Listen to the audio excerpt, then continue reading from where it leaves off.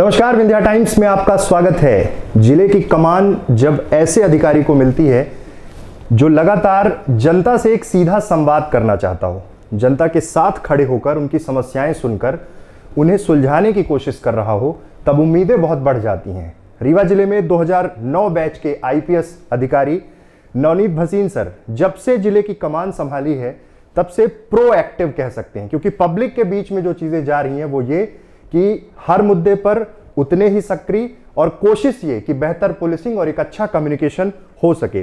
Sir, बहुत बहुत स्वागत है विंध्या टाइम्स में।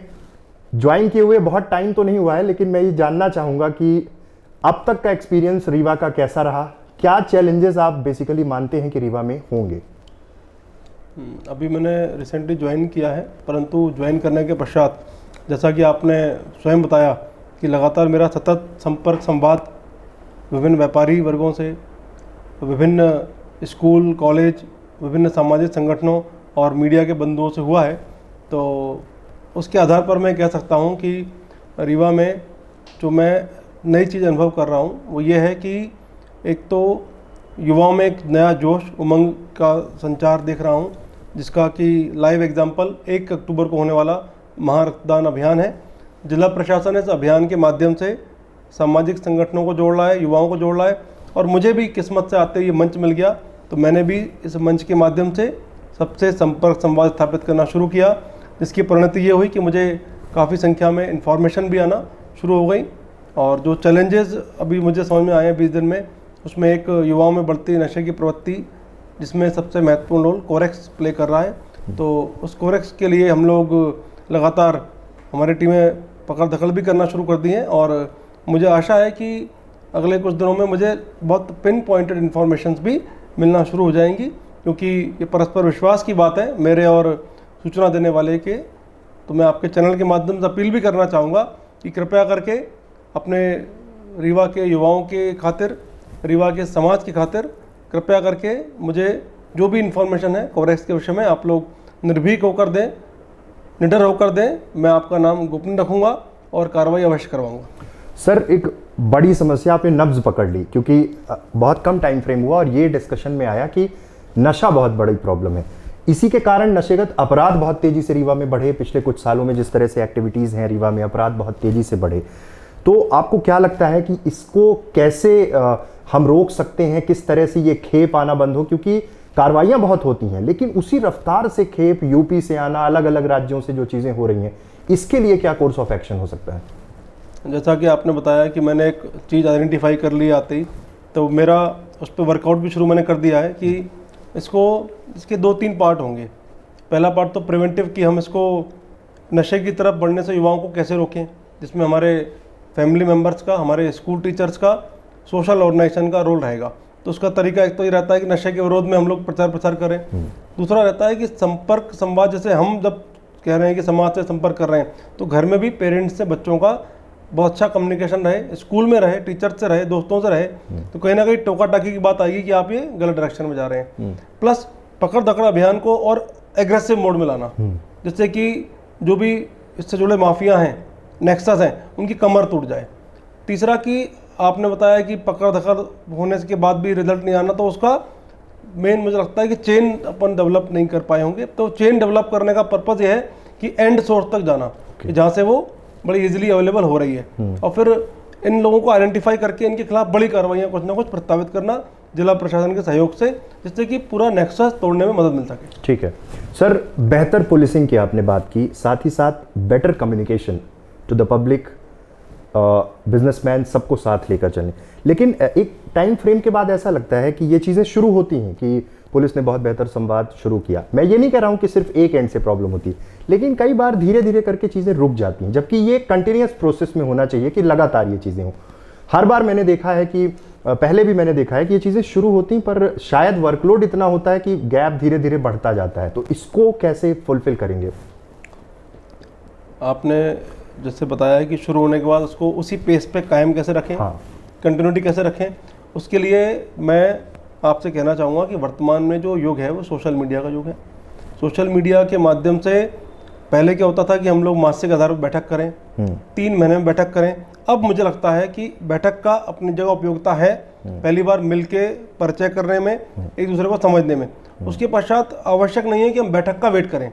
हम ये भी कर सकते हैं कि हमारे पास जो सोशल मीडिया के इक्विपमेंट है, व्हाट्सएप है, फेसबुक है, ट्विटर है, इनके माध्यम से हम लगातार सूचनाओं का आदान प्रदान कर सकते हैं।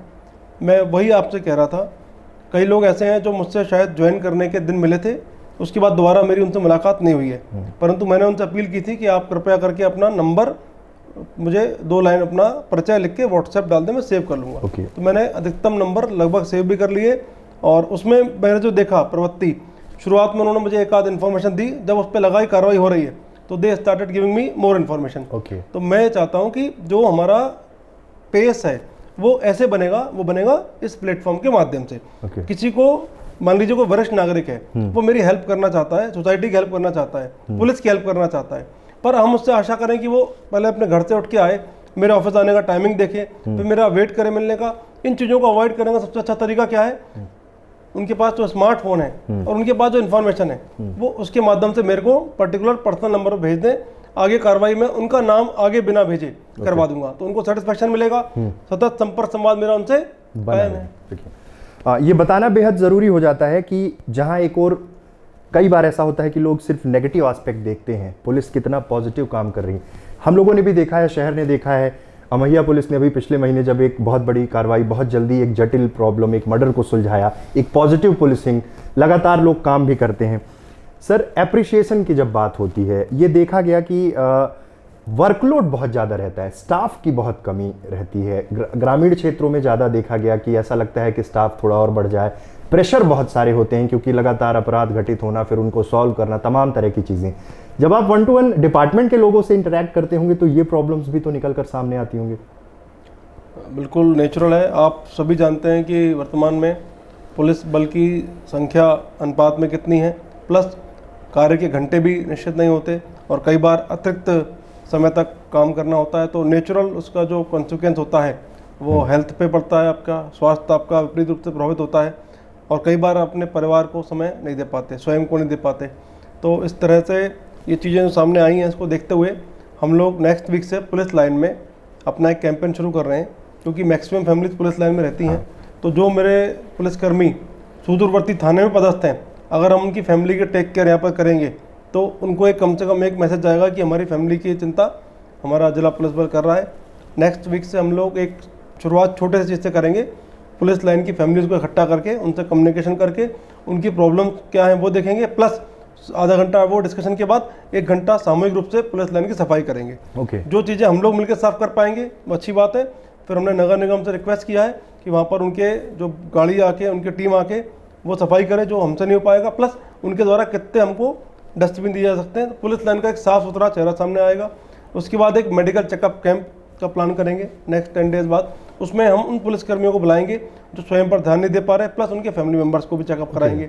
उनका एक हेल्थ कार्ड बनवा के उन लोगों को दे देंगे, जिससे कि हर 3 महीने में एक बार अपना BP, शुगर इस तब चेक कराएं, और कहीं उनको प्रॉब्लम लगती है तो हम उनको छुट्टी देके बिल्कुल पर्याप्त समय देंगे कि अपना इलाज कराइए, और कहीं आवश्यकता पड़ने पर हम लोग भी डॉक्टर से संपर्क करके उसको सॉल्यूशन करेंगे। लास्ट पॉइंट और कि पुलिस कर्मियों के जो बच्चे हैं उनके साथ भी इंटरेक्शन का प्लान हमने रखा है। तो इस तरह से मल्टी लेवल हमारा काम चलेगा, मल्टी वैरायटी काम चलेगा। तो हम कम फोर्स के साथ भी मोटिवेटेड रूप में उनको रखेंगे और उनको अच्छी हेल्थ में रखेंगे, जिस तरह उनका रिस्पॉन्स अच्छा रहे सोसाइटी के प्रति और वो अच्छे परिणाम देने के लिए प्रेरित रहें।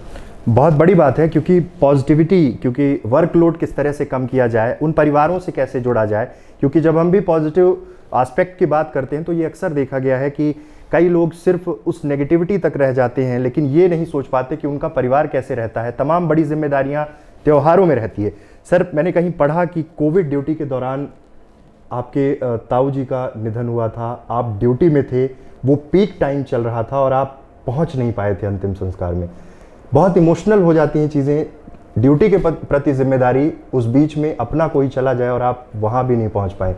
सर, उस दौर के बारे में बताइए।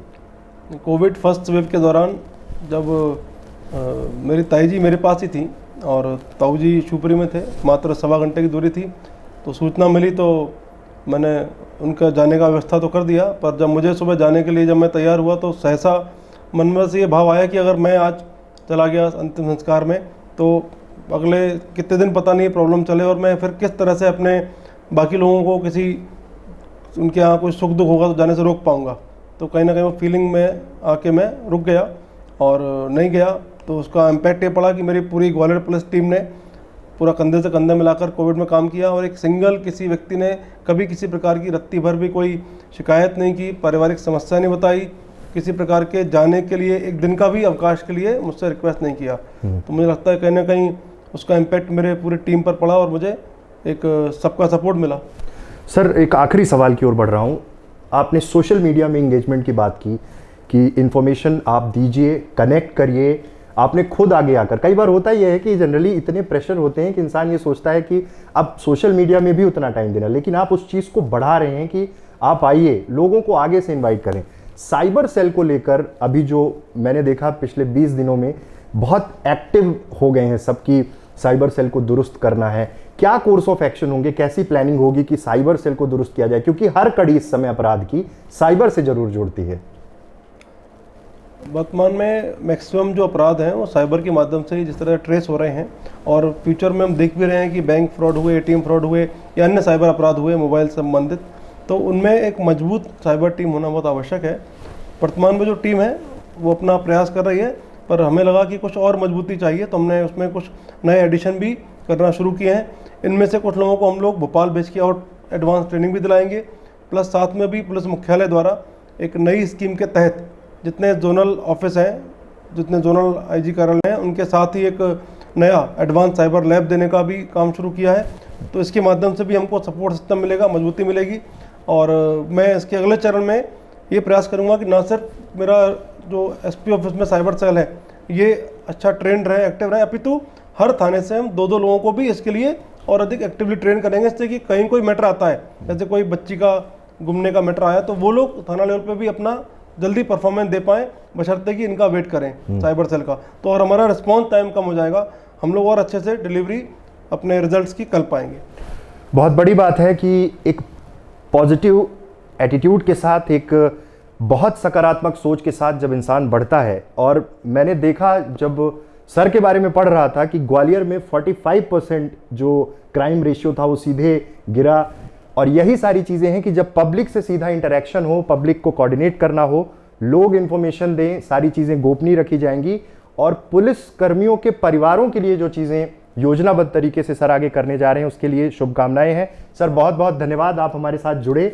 आगे भी हम सर के साथ तमाम मुद्दों पर बात करते रहेंगे, और रीवा को बहुत उम्मीद है कि रीवा एक बार फिर से यहाँ क्राइम फ्री पूरी तरह से हो पाएगा, क्योंकि सर जिस तरह से काम कर रहे हैं सबको साथ लेकर चल कर, उससे जरूर रीवा को सहूलियत मिलेगी। सर, बहुत बहुत धन्यवाद। Thank you.